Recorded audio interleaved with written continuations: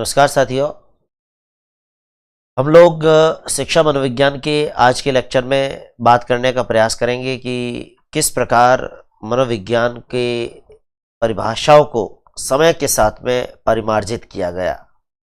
आपको जानकारी हो, सबसे पहले मनोविज्ञान को आत्मा का विज्ञान माना गया, फिर मनोविज्ञान को मन और मस्तिष्क का विज्ञान माना गया, फिर मनोविज्ञान को चेतना का विज्ञान माना गया और वर्तमान में मनोविज्ञान अपने आप को व्यवहार के विज्ञान के रूप में स्वीकार करता है। मैं मनोविज्ञान की अवधारणाओं के अंदर आपको पिछले वीडियो लेक्चर के अंदर जो चर्चा कर रहा था उसी पर आगे बढ़ते हुए फिर मैं आपको व्यवहार के विज्ञान के ऊपर ले जा रहा हूं। मैं बताना चाह रहा हूं, जब हम मनोविज्ञान की बात करते हैं, ये मनोविज्ञान जो सबसे पहले आत्मा के विज्ञान के रूप में माना गया, अरस्तु, प्लेटो, देकार्ते जैसे विद्वानों की बात हम आत्मा के विज्ञान के रूप में करते हैं। इसके बाद इटली के दार्शनिक पोम्पोनोजी हुए, थॉमस रीड हुए, जॉन लॉक हुए। जब ऐसे विद्वानों का नाम आता है तो मनोविज्ञान की मन और मस्तिष्क के विज्ञान के रूप में हम स्वीकार्यता को मानते हैं। जब हम मन और मस्तिष्क के विज्ञान से आगे बढ़े तो मनोविज्ञान को हमने चेतना के विज्ञान के रूप में स्वीकार किया। लेकिन चेतना का विज्ञान जब मनोविज्ञान को माना गया तो मैं बताना चाह रहा हूं, चेतना मतलब कॉन्शियसनेस, मतलब हम जागृत अवस्था के अंदर क्या कुछ कर रहे हैं, क्या कुछ सोच रहे हैं, क्या कुछ विचार कर रहे हैं।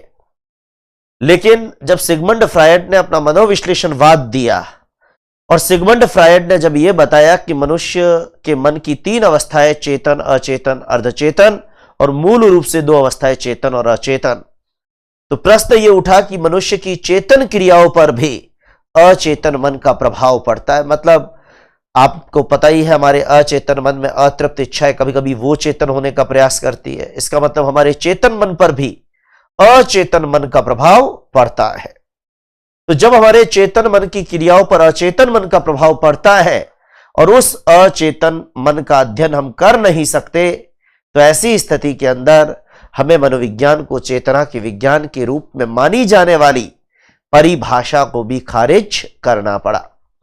आपको मैं बताना चाह रहा हूं, जब हमने चेतना के विज्ञान की बात की तो बहुत सारे विद्वान, जिसके अंदर विलियम जेम्स का नाम हमने लिया, जेम्स सल्ली का नाम हमने लिया, जिसके अंदर हमने टिंचनर का नाम लिया, ये ऐसे लोग थे जिन्होंने मनोविज्ञान को चेतना के विज्ञान के रूप में स्वीकार किया था। आपको जानकारी हो, विलियम जेम्स, मैं चेतना के विज्ञान से आगे व्यवहार के विज्ञान पर आऊं उससे पहले ये बताना चाह रहा हूं कि विलियम जेम्स महोदय ये कहा करते थे, या विलियम वुंट जिनकी बात भी हम करते हैं, जेम्स, विलियम जेम्स है, जेम्स सल्ली है, टिंचनर है, विलियम वुंट है। मैं आपको बताना चाह रहा हूं, विलियम जेम्स और विलियम वुंट, विलियम जेम्स और विलियम वुंट की बात यहां पर मैं कर रहा हूं।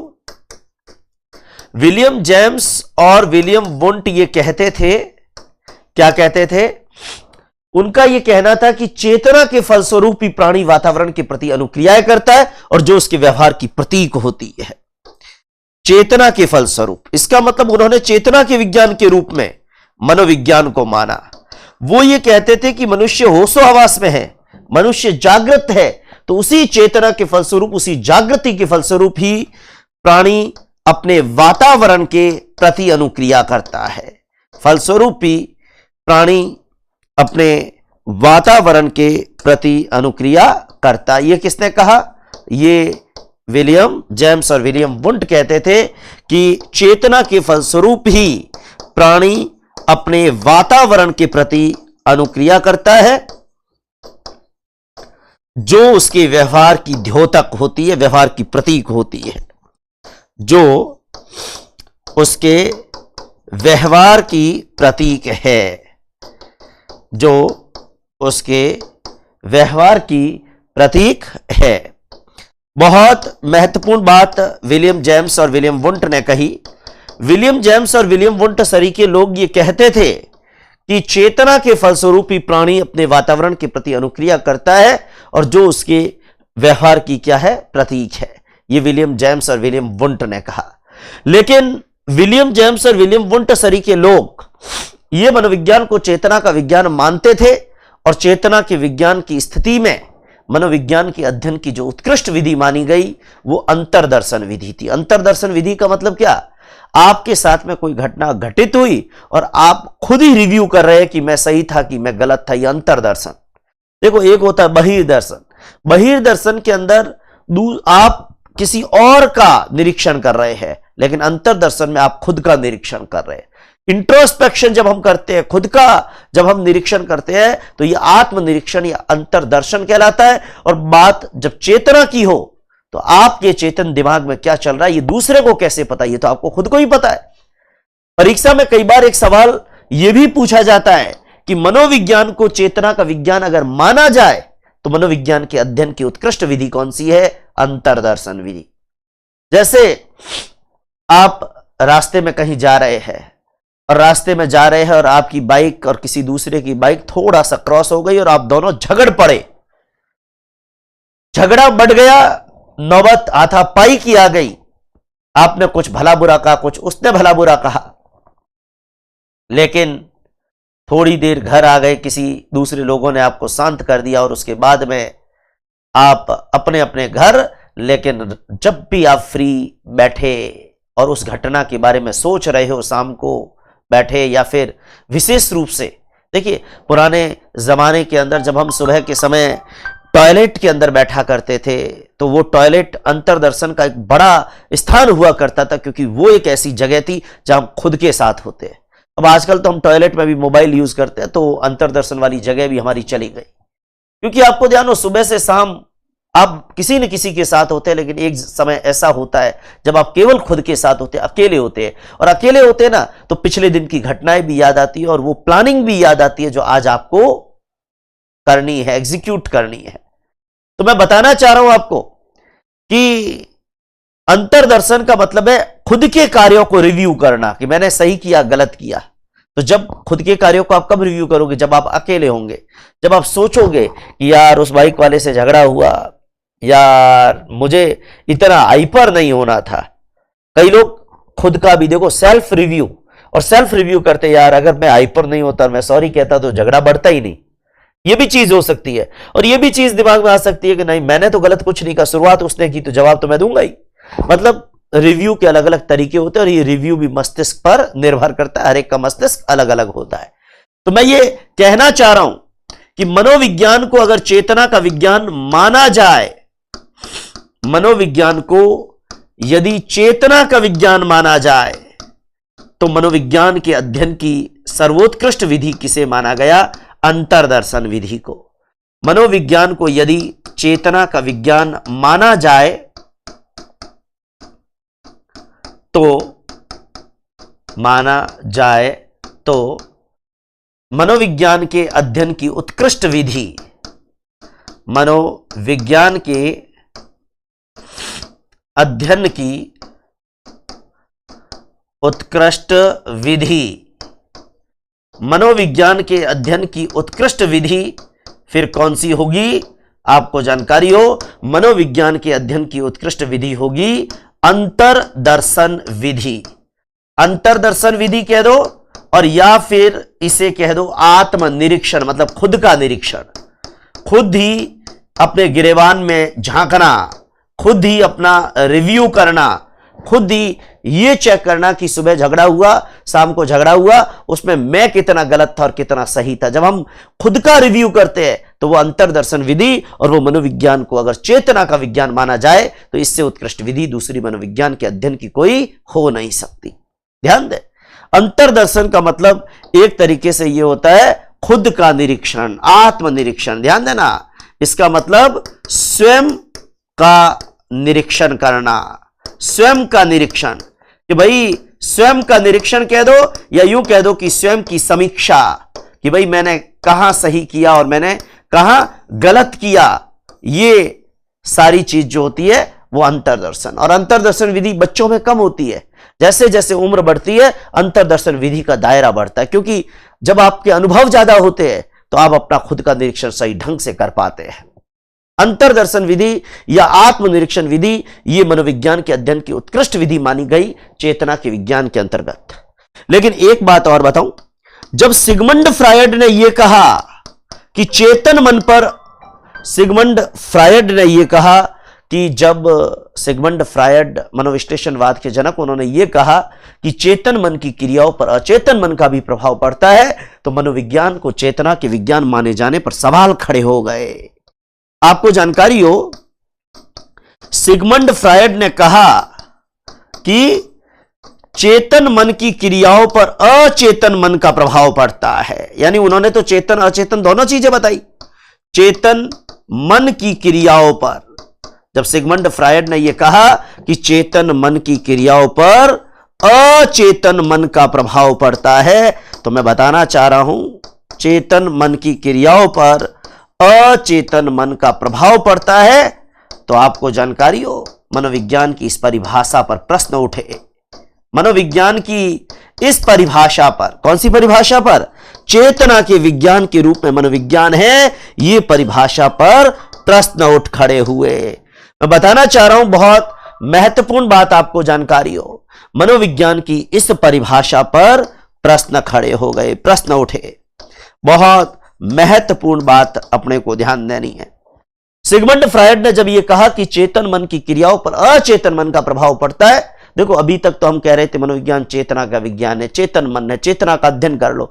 लेकिन जब सिगमंड फ्रायड ने कह दिया कि चेतन के साथ अचेतन मन भी होता है, तो सवाल खड़े हुए कि अचेतन मन कहां है, ये क्या सोच रहा है, कैसे पता करेंगे? तो पता कर ही नहीं सकते। तो चेतना के विज्ञान के ऊपर प्रश्न खड़े हुए और इस परिभाषा को हमने सिरे से खारिज कर दिया। इस परिभाषा को हमने सिरे से खारिज कर दिया। और जब हमने इस परिभाषा को सिरे से खारिज किया, तो हम एक नई परिभाषा की ओर आए। और वो नई परिभाषा कौन सी है? वो नई परिभाषा है मनोविज्ञान व्यवहार का विज्ञान है। वो नई परिभाषा क्या है? वो नई परिभाषा चौथी अवधारणा मनोविज्ञान की, और वो है व्यवहार का विज्ञान। आपको जानकारी हो, मनोविज्ञान की चौथी परिभाषा, चौथी अवधारणा, और जो वर्तमान अवधारणा है वो क्या है? मनोविज्ञान व्यवहार का विज्ञान है। आपको ध्यान हो, मनोविज्ञान की वर्तमान अवधारणा यह कहती है कि मनोविज्ञान व्यवहार का विज्ञान है। व्यवहार का मतलब क्या है? व्यवहार का मतलब हम जो कुछ भी कर रहे हैं और जो कुछ दूसरे व्यक्ति को दिखाई दे रहा है। अब एक बात बताइए, हमारे चेतन मन में क्या था ये हमें नहीं पता। हम किसी की आत्मा का अध्ययन भी नहीं कर सकते, हम किसी के मन और मस्तिष्क का अध्ययन भी नहीं कर सकते, लेकिन मैं ये अध्ययन कर सकता हूं कि आप क्या कर रहे हैं, आपका व्यवहार किस प्रकार का है।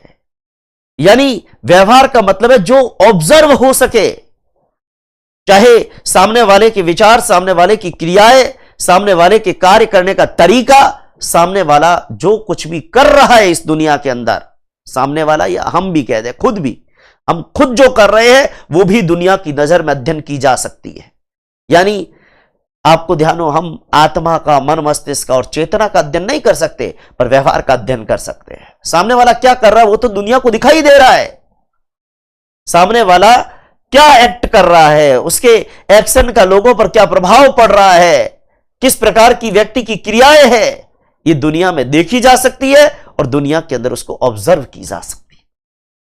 मैं बताना चाह रहा हूं, जब व्यवहार के विज्ञान की बात करते हैं तो व्यवहार का विज्ञान, मनोविज्ञान को मानने वाले विद्वानों में सबसे अग्रणी नाम आता है हमारे महोदय जॉन ब्रॉडम वॉटसन का नाम।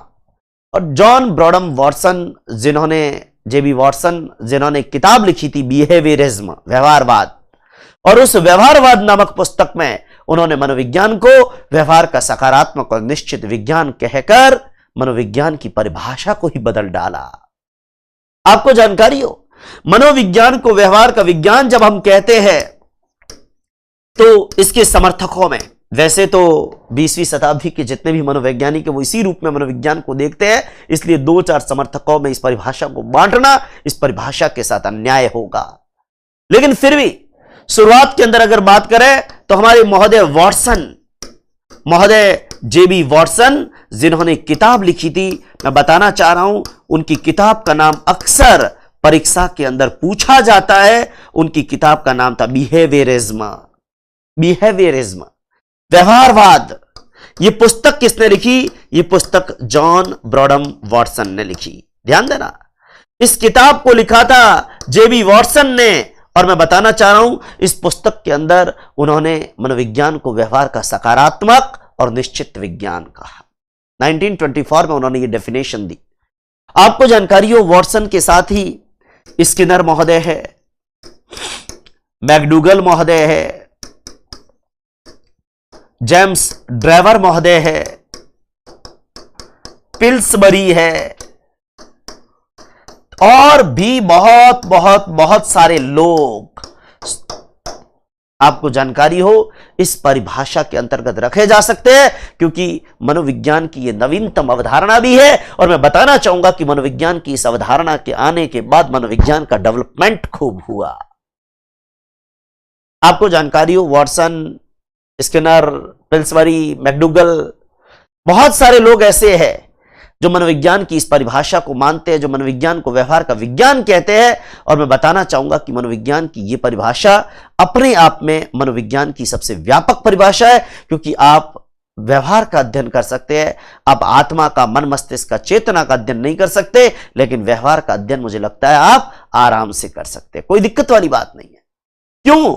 एक बात बताना चाह रहा हूं, मनोविज्ञान को व्यवहार का विज्ञान जब हम कहते हैं तो किसी भी व्यक्ति का जो व्यवहार होता है, व्यवहार, किसी भी व्यक्ति का जो बिहेवियर होता है, जिसमें व्यक्ति के चाहे वो विचार दूसरे को दिख रहे हैं, चाहे क्रियाएं व्यक्ति की दिख रही है, व्यक्ति का तौर तरीका जो लोगों को दिखाई दे रहा है, वो ऑब्जर्व किया जा सकता है। यानी मैं ये कहूंगा किसी भी व्यक्ति का व्यवहार चूंकि प्रेक्षणीय होता है, प्रेक्षणीय होता है, प्रेक्षणीय होता है मतलब किसी भी व्यक्ति का व्यवहार प्रेक्षणीय है, उसका प्रेक्षण किया जा सकता है, उस व्यक्ति के व्यवहार का निरीक्षण किया जा सकता है।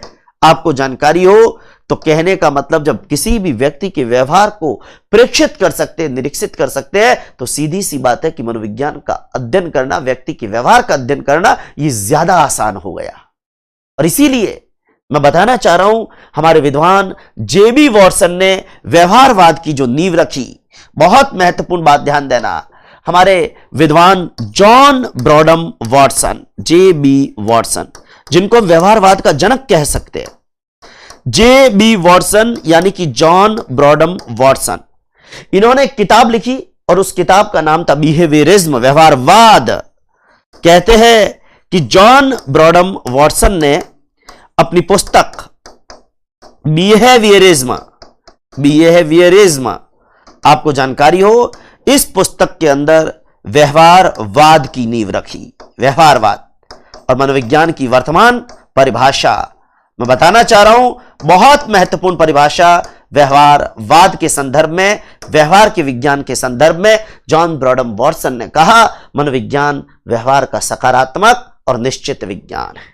मैं कुछ परिभाषाएं रखना चाहूंगा, क्योंकि परिभाषाओं से ही साइकोलॉजी आगे बढ़ती है। साइकोलॉजी में अगर परिभाषाएं नहीं हो तो मुझे लगता है साइकोलॉजी अधूरी, क्योंकि जब भी परीक्षा के अंदर एप्टीट्यूड बेस्ड क्वेश्चन आएगा, ध्यान देना ये चीज, जब भी परीक्षा में एप्टीट्यूड बेस्ड सवाल आएगा, जरूरी नहीं परीक्षा में डायरेक्ट परिभाषा पूछी जाए, लेकिन एप्टीट्यूड बेस्ड सवाल आएगा तो परिभाषा से हमें विचार मिलेंगे, निष्कर्ष मिलेंगे, क्योंकि मनोविज्ञान में कोई भी विचार हमारी मर्जी से नहीं होगा। साइकोलॉजिस्ट ने क्या कहा, उनकी जो डेफिनेशन है उसमें से शब्द निकालेंगे तो विशेषताएं भी बनेगी किसी चीज की, तो किसी चीज के लक्षण भी बनेंगे, तो किसी चीज के गुणधर्म भी बनेंगे। तो विशेषताएं, गुणधर्म, ये सब याद करने के लिए और एप्टीट्यूड बेस्ड क्वेश्चन को अटेंड करने के लिए परिभाषाओं की जानकारी भी होनी चाहिए। मैं कुछ परिभाषाएं आपके सामने रखना चाहूंगा, बहुत मशहूर परिभाषाएं कुछ, क्योंकि परिभाषाओं से हम साइकोलॉजी को समझने का प्रयास करेंगे। हमारे महोदय जेबी वॉटसन क्या कहते हैं, हमारे महोदय मैकडूगल क्या कहते हैं, हमारे महोदय, मैं बताना चाह रहा हूं, हमारे महोदय जेबी वॉटसन क्या कहते हैं, मैकडूगल क्या कहते हैं, महोदय स्किनर क्या कहते हैं, और आपको जानकारी हो महोदय जेम्स ड्राइवर क्या कहते हैं। अलग अलग कुछ विद्वानों के नाम मैंने यहां पर लिखे हैं। मैं इन तमाम लोगों के विचार आपके सामने रख रहा हूं, ध्यान देना। मैं इन तमाम लोगों के विचार आपके सामने रख रहा हूं। मैं बताना चाह रहा हूं, जब विचारों की बात करते हैं, जेबी वॉटसन ने क्या कहा, मैकडूगल ने क्या कहा, स्किनर ने क्या कहा, क्रो एंड क्रो ने क्या कहा, ठीक है, ये परिभाषाएं आपको पता होनी चाहिए, और ये परिभाषाएं पता है तो आप व्यवहार के विज्ञान के रूप में डिफाइन कर सकते हैं। क्रो एंड क्रो ने क्या कहा, गैरिसन ने क्या कहा, ठीक है, ये तमाम परिभाषाएं मनोविज्ञान की हम लोग डिस्क्राइब करने का प्रयास करेंगे। और मैं बताना चाह रहा हूं, इन तमाम परिभाषाओं से ही मनोविज्ञान की व्यवहार के विज्ञान के रूप में जो परिभाषा है वो अपने आप में धीरे धीरे धीरे जैसे जैसे परिभाषाओं पर आगे बढ़ेंगे आपको समझ में आएगा कि वास्तव में क्या चीज होनी चाहिए। आपको जानकारी हो, मनोविज्ञान व्यवहार के विज्ञान के रूप में जब हम बात करते हैं, बहुत महत्वपूर्ण बात मनोविज्ञान को व्यवहार के विज्ञान के रूप में हमें जो है वो माननी चाहिए। किस तरीके से, मैं एक एक डेफिनेशन पर आ रहा हूं। सबसे पहले मैं बताना चाह रहा हूं, मनोविज्ञान व्यवहार का सकारात्मक और निश्चित विज्ञान है। यह किसने कहा? ये मिस्टर वॉटसन ने कहा। मनोविज्ञान व्यवहार का सकारात्मक और निश्चित विज्ञान है। ये परिभाषा किसकी है? ये परिभाषा महोदय वॉटसन की परिभाषा है। ध्यान देना, महोदय वॉटसन क्या कहते हैं? महोदय वॉटसन कहते हैं मनोविज्ञान व्यवहार का, मनोविज्ञान व्यवहार का मतलब व्यवहार तो प्रेक्षणीय होता है, मैं पहले भी कह रहा हूं, और व्यवहार प्रेक्षणीय होता है तो आप उसका एकदम सकारात्मक और बिल्कुल निश्चित अध्ययन कर सकते हो। मनोविज्ञान व्यवहार का सकारात्मक व निश्चित विज्ञान है। मनोविज्ञान व्यवहार का सकारात्मक व निश्चित विज्ञान है। देखो, परिभाषाओं से हम निष्कर्ष भी निकालेंगे। आप हर परिभाषा में पीछे क्या देख रहे हो? विज्ञान। हम मनोविज्ञान की प्रकृति आएंगे तो चर्चा करेंगे कि भाई हर परिभाषा में केवल यही क्यों लिखा है कि मनोविज्ञान विज्ञान है। ये बात बाद में करेंगे अगले लेक्चर में। आपको जानकारी हो, जेबी वॉटसन ने कहा मनोविज्ञान व्यवहार का सकारात्मक और निश्चित विज्ञान है। जब जेबी वॉटसन ने यह कहा कि मनोविज्ञान व्यवहार का सकारात्मक और निश्चित विज्ञान है, तो मैं बताना चाह रहा हूं आपको, इसी तरीके से एक हमारे विद्वान मैकडूगल। अब मैकडूगल महोदय जो मूल प्रवृत्ति मनोविज्ञान के जनक माने जाते हैं, और मूल प्रवृत्ति से ही व्यक्ति का आचरण तय होता है, तो उनका जो ध्यान था वो आचरण के ऊपर था, और इसलिए उन्होंने कहा मनोविज्ञान आचरण और व्यवहार का विज्ञान है, आचरण और व्यवहार का यथार्थ विज्ञान है। ध्यान दीजिएगा, मैकडूगल ने कहा मनोविज्ञान आचरण और व्यवहार का, यानी वॉटसन ने तो कहा कि व्यवहार का ही सकारात्मक निश्चित विज्ञान, लेकिन इसने दो शब्द काम में लिया, आचरण और व्यवहार। आपको जानकारी हो, मैकडूगल महोदय कहते थे कि मनोविज्ञान आचरण और व्यवहार का यथार्थ विज्ञान है, आचरण और व्यवहार का यथार्थ विज्ञान है। परिभाषाएं याद करने के लिए एक तो दो चार बार आप पढ़िए, कहीं जरूरी ट्रिक होगा तो वो भी मैं बताऊंगा आपको। और आपको यहां पर यह ध्यान रखना है कि जब मैकडूगल आ गया, और मैकडूगल का संबंध कौन सी विधा से है? मूल प्रवृत्ति मनोविज्ञान की विधा से है।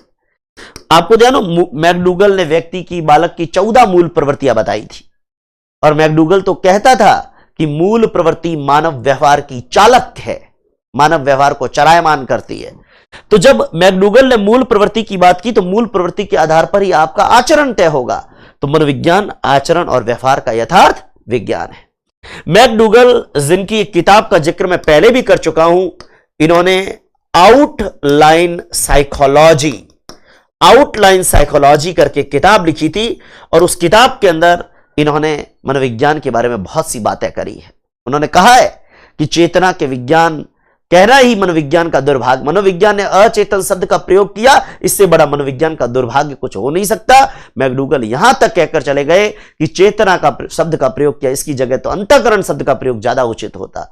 और उसी मैकडूगल ने कहा मनोविज्ञान को आचरण और व्यवहार के यथार्थ विज्ञान के रूप में माना जाना चाहिए। इसी तरीके से महोदय स्किनर ने क्या कहा? स्किनर, अब आपको पता है स्किनर का नाम जब भी आता है तो हम अधिगम के चैप्टर में चलते हैं, ठीक है। आगे जब अधिगम का चैप्टर आएगा तो हम स्किनर की बात करेंगे ही ना। तो अधिगम की बात, और अधिगम की बात जब भी होती है तो आपको तो पता ही है, अभ्यास, अनुभूति, अनुभव, प्रशिक्षण के द्वारा व्यवहार में अपेक्षाकृत स्थायी परिवर्तन अधिगम है। ये जब अधिगम आएंगे तब इस डेफिनेशन को पढ़ेंगे। लेकिन मैं क्या कहना चाह रहा हूं, अभ्यास, अनुभूति, अनुभव, प्रशिक्षण, तो इसमें से हमने एक शब्द लिया अनुभव। तो मनोविज्ञान अनुभव और व्यवहार का विज्ञान है। यह किसने कहा? ये स्किनर महोदय ने कहा। आपको जानकारी हो स्किनर महोदय क्या कहते हैं? स्किनर महोदय कहते हैं मनोविज्ञान अनुभव व व्यवहार का विज्ञान है। स्किनर महोदय कहते हैं कि मनोविज्ञान अनुभव और व्यवहार का विज्ञान है।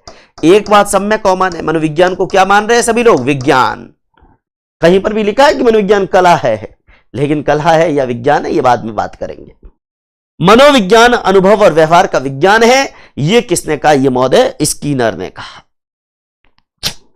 अब मैं शब्दों पे वापस आऊंगा, लेकिन उससे पहले मैं एक चौथी परिभाषा भी आपको पहले बता देता हूं। जेम्स ड्रेवर, आपको ध्यान हो, जेम्स ड्रेवर कहते हैं कि मनोविज्ञान एक विशुद्ध विज्ञान है, प्योर साइंस, जैसे केमिस्ट्री है, फिजिक्स है, वैसे। हालांकि इसकी प्रकृति जब पढ़ेंगे तो हम चर्चा करेंगे कि 99% ये विज्ञान है, लेकिन फिर भी ये प्योर साइंस नहीं है। केमिस्ट्री और फिजिक्स जैसा प्योर साइंस नहीं है, ठीक है ना।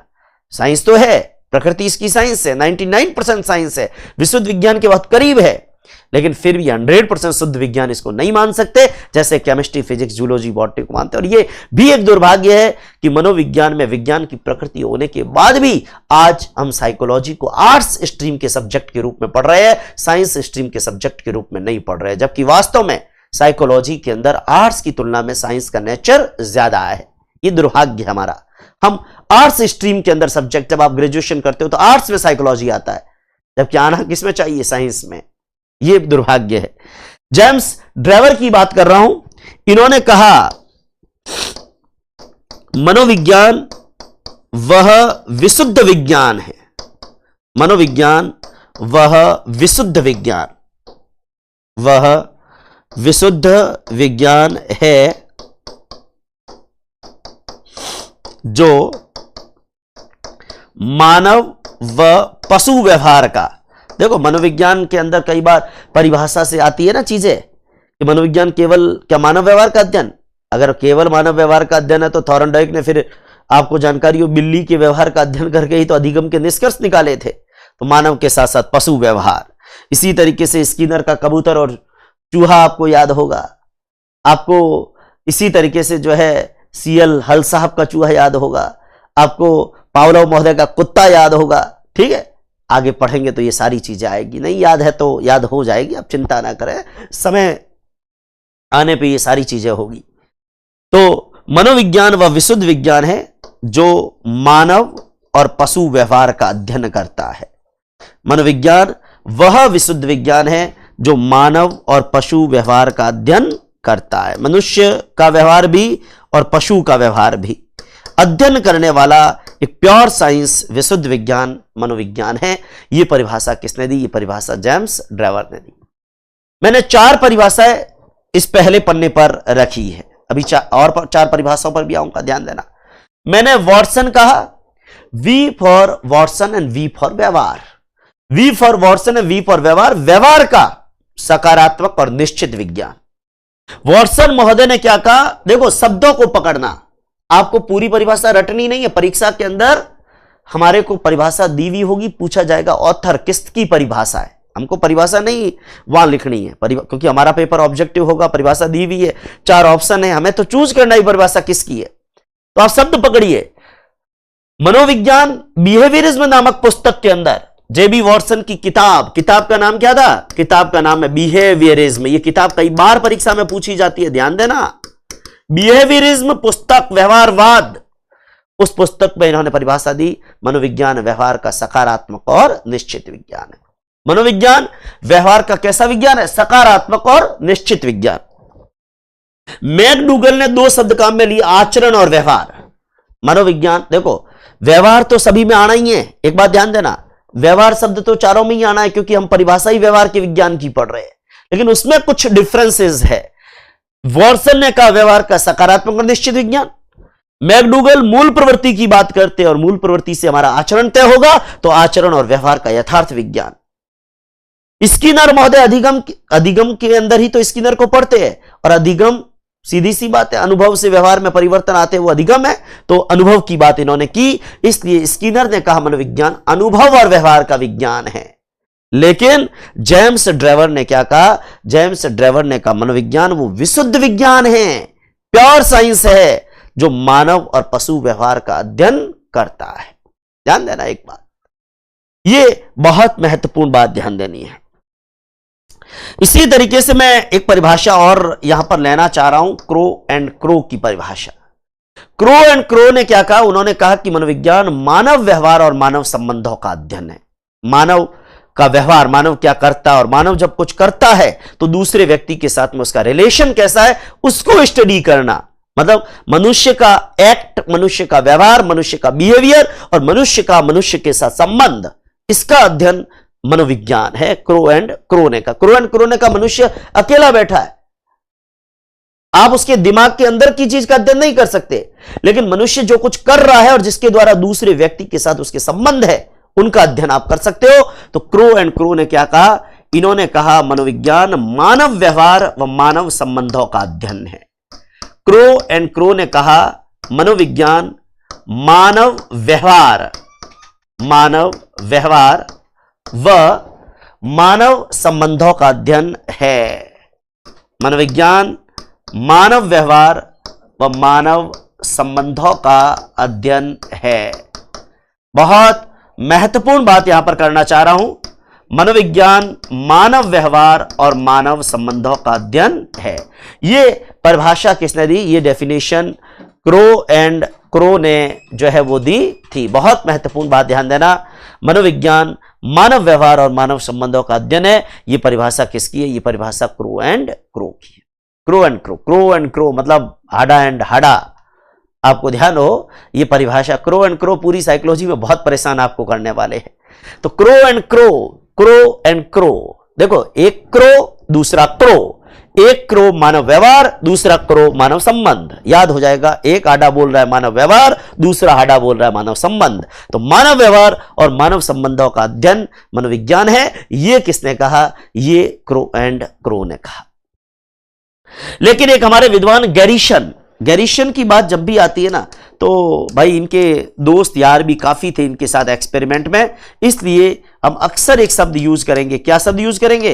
हम शब्द यूज करेंगे गैरिशन एंड अदर्स। ध्यान देना, गैरिशन एंड अन्य, क्योंकि इन्होंने अपने साथियों के साथ एक्सपेरिमेंट किए थे और इसलिए इन्होंने जो किताब लिखी उसमें भी लिखा गैरिशन एंड अदर्स। जितनी किताबें लिखी इन्होंने या जो स्टडी इन्होंने किया, इनके रिसर्च आर्टिकल्स है, इन्होंने कहा था मनोविज्ञान का संबंध प्रत्यक्ष मानव व्यवहार से है। मतलब जो प्रत्यक्ष रूप में मनुष्य व्यवहार कर रहा है उससे मनोविज्ञान का संबंध है। देखो ये सारी परिभाषाएं हमें मनोविज्ञान की वर्तमान अवधारणा को समझने में मदद कर रही है। मनोविज्ञान का संबंध प्रत्यक्ष मानव व्यवहार से है, अप्रत्यक्ष नहीं, प्रत्यक्ष जो लोगों को दिखाई दे रहा है। मनोविज्ञान का संबंध प्रत्यक्ष मानव व्यवहार से है। यह परिभाषा किसने दी? ये परिभाषा जो है आपको जानकारी हो, हमारे विद्वान गैरिशन एंड अदर्स ने दी थी। यह परिभाषा किसने दी? ये परिभाषा हमारे विद्वान गैरिशन एंड अदर्स ने दी थी। मैं मनोविज्ञान को व्यवहार के विज्ञान के रूप में जब मानते हैं, देखो इतनी सारी परिभाषाएं अभी खत्म नहीं हुई है, परिभाषाएं अभी बहुत है और हमें व्यवहार के विज्ञान को जो है वो समझने के अंदर ये मदद कर रही है। क्योंकि अगर आपको परिभाषा नहीं पता तो आपको ये पता नहीं कि हमारे विद्वान क्या मानते हैं। मैं बताना चाह रहा हूं, मनोविज्ञान को कहते हैं कि वॉटसन ने, मैकडूगल ने, स्किनर ने, इन तमाम लोगों ने व्यवहार के विज्ञान के रूप में परिभाषित करने का प्रयास किया। तमाम लोगों ने, आपको जानकारी हो, वैसे मैकडूगल ने चेतना की भरसक आलोचना करके और व्यवहारवाद की तरफ कदम बढ़ाए, तो वॉटसन ने व्यवहारवाद की नींव रख के और व्यवहार के विज्ञान की परिभाषा को लोकप्रिय कर दिया। आपको मैं बताना चाह रहा हूं, मनोविज्ञान के संदर्भ में बहुत महत्वपूर्ण बात यहां पर ध्यान देनी है। जेबी वॉटसन सरीके लोगों ने मनोविज्ञान को व्यवहारवाद के अंतर्गत रखते हुए इस परिभाषा को बहुत ज्यादा लोकप्रिय कर दिया। इसी तरीके से एक हमारे विद्वान बोरिंग बहुत ही बोरिंग परिभाषा दे रहे हैं। एक हमारे विद्वान है बोरिंग, और इनकी बहुत ही बोरिंग परिभाषा क्या है? इनकी बोरिंग परिभाषा यह है कि मनोविज्ञान मानव प्रकृति का अध्ययन है, मानव का नेचर, उसका अध्ययन मनोविज्ञान है।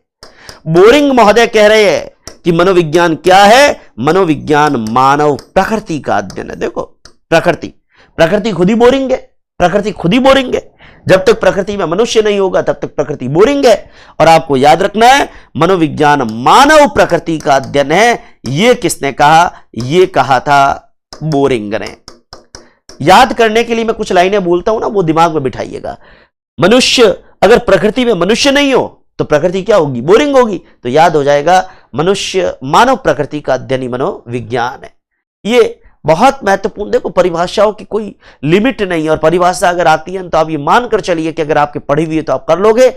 बाकी लिखाने को मैं आपको 1000 परिभाषाएं लिखा दूं, मतलब कुछ भी नहीं है, क्योंकि इंपॉर्टेंट परिभाषाएं जो है हम तो वही याद रख सकते हैं। क्योंकि जब ज्यादा परिभाषाएं होगी तो हमें सेलेक्ट करनी होगी कि 5-7 परिभाषाएं हर चीज के अंदर, ताकि हमारा कंसेप्ट क्लियर हो जाए। हम एक एक परिभाषा को चाहकर भी, मुझे लगता है कि हम परिभाषा तक नहीं जा सकते। आपको जानकारी हो, ये बहुत महत्वपूर्ण हमारे को ध्यान रखना है। तो मनोविज्ञान को व्यवहार के विज्ञान के रूप में मानने वाले मैंने कुछ विद्वानों के नाम आपको बताए हैं। कुछ विद्वानों के नाम मैंने आपको बताए जो मनोविज्ञान को किसका विज्ञान मानते हैं? जो मनोविज्ञान को व्यवहार का विज्ञान मानते हैं।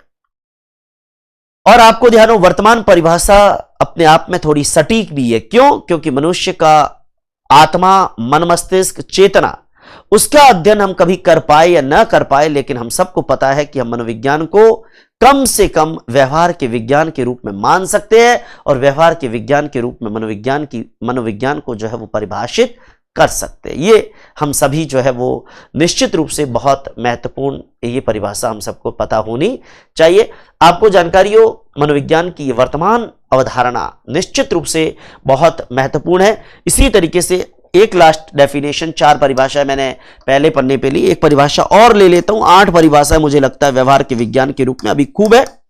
बाकी परिभाषाएं ऐसा नहीं कि ये 8 ही है, बाकी परिभाषाएं तो अनगिनत है, लेकिन एक एक परिभाषा रटने की भी एक स्टूडेंट की क्या होती है? कैपेसिटी होती है।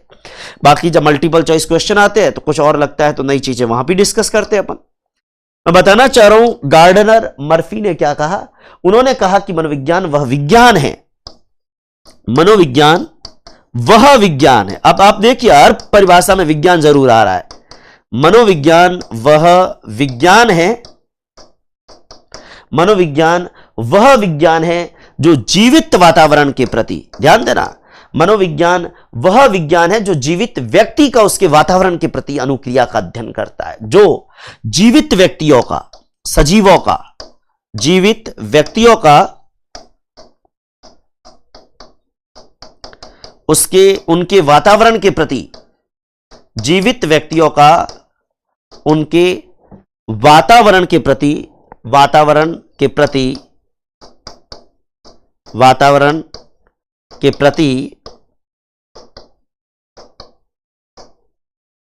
अनुक्रियाओं का अध्ययन करता है।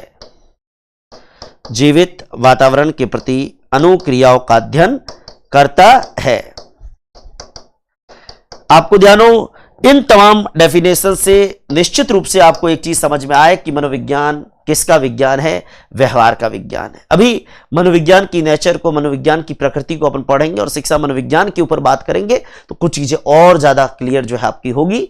परिभाषाएं, ऐसा नहीं है कि इतनी ही परिभाषा, मैं फिर कह रहा हूं, परिभाषाओं की कोई लिमिट नहीं है, लेकिन हमारी लिमिट है उन परिभाषाओं को याद करने की। ये बहुत महत्वपूर्ण बात यहां पर ध्यान देनी है। और मैं मनोविज्ञान की परिभाषाओं के ऊपर जितनी परिभाषाएं मैं बता सकता था उतनी मैंने बताने का प्रयास किया है। और मैं ये भी कह दूं कि हम और भी परिभाषाएं जैसे जैसे आगे बढ़ेंगे, हम कुछ कुछ जहां जरूरत होगी हम उस चीज को और देखने का प्रयास भी करेंगे। हमारे एक विद्वान वुडवर्थ ने कहा, क्या कहा? इन्होंने मनोविज्ञान की 4 परिभाषाओं के संदर्भ में एक लाइन कही। इन्होंने क्या कहा? इन्होंने कहा कि मनोविज्ञान ने सबसे पहले अपनी आत्मा का त्याग किया, फिर मन मस्तिष्क का त्याग किया, फिर चेतना का त्याग किया, और वर्तमान में मनोविज्ञान खुद को व्यवहार के विज्ञान के रूप में स्वीकार करता है। और ये लाइन ही अपने आप में मनोविज्ञान की 4 परिभाषाओं को इंडिकेट करता है। तो मनोविज्ञान सबसे पहले आत्मा का विज्ञान था, इसलिए वुडवर्थ ने कहा कि मनोविज्ञान ने सबसे पहले अपनी आत्मा का त्याग किया। मनोविज्ञान ने सबसे पहले आत्मा का त्याग किया, फिर आत्मा का त्याग किया, फिर मन मस्तिष्क का त्याग किया, मन मस्तिष्क का त्याग किया, उसके बाद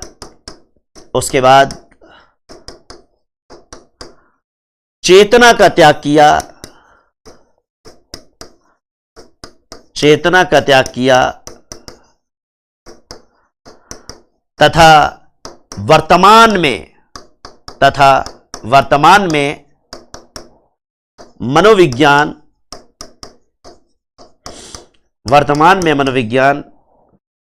स्वयं को व्यवहार के विज्ञान के रूप में स्वीकार करता है, स्वयं को व्यवहार के विज्ञान के रूप में स्वीकार करता है। मनोविज्ञान स्वयं को व्यवहार के विज्ञान के रूप में स्वीकार करता है, और इससे परिभाषा आपको जानकारी हो, इसलिए हम ये कह सकते हैं कि मनोविज्ञान की वर्तमान अवधारणा मनोविज्ञान को किसका विज्ञान मानती है। तो आपको जानकारी हो, मनोविज्ञान वर्तमान अवधारणा ये कहती है कि व्यवहार का वैज्ञानिक अध्ययन ही मनोविज्ञान है। वर्तमान अवधारणा क्या कहती है कि व्यवहार का वैज्ञानिक अध्ययन ही मनोविज्ञान है।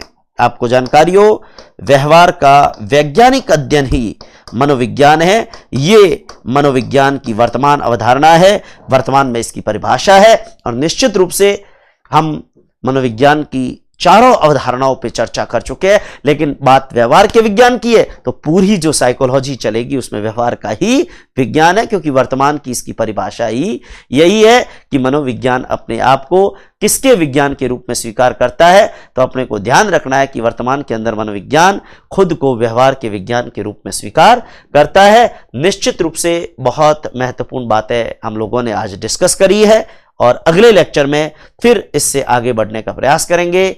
आप पढ़ते रहिए, क्योंकि पढ़ोगे तभी आगे बढ़ोगे, कंसेप्ट क्लियर होगा। और साइकोलॉजी को केवल पढ़िए मत, दिमाग में उतारिए, परीक्षा में अच्छा करोगे, सिलेक्शन भी होगा, और बाद में जब आप स्कूल्स में पढ़ाने के लिए जाओगे तो वहां भी बच्चों की समझ को समझ पाओगे, क्योंकि साइकोलॉजी इसीलिए हमारे सिलेबस में है ताकि हम बच्चों को भी समझ पाए।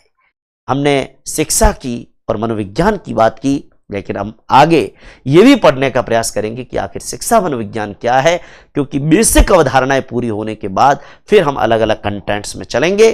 तब तक के लिए धन्यवाद। जय हिंद, वंदे मातरम।